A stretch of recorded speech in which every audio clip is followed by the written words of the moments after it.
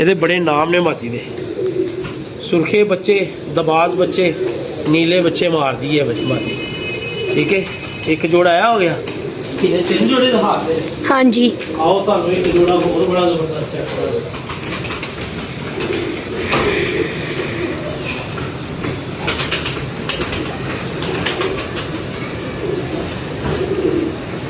साडा भरा मिट्टू भाई ने कबूतर भेजे ने बाहरों, कित्थों लभदे ने इहो जिहे कबूतर।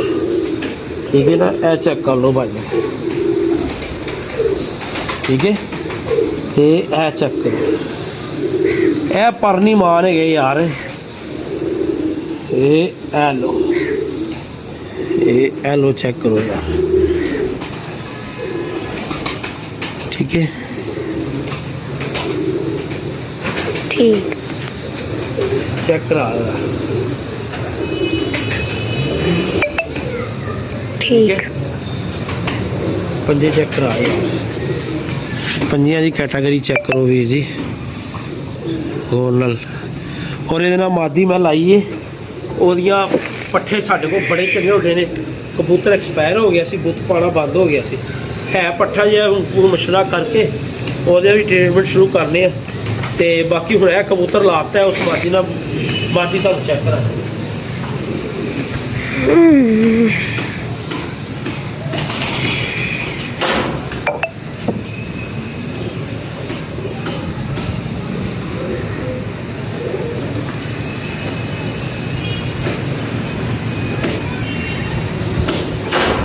टैडी वाली मादी है, बच्चे नेरे कुफचे ने बिठाए हुए ने भाजन।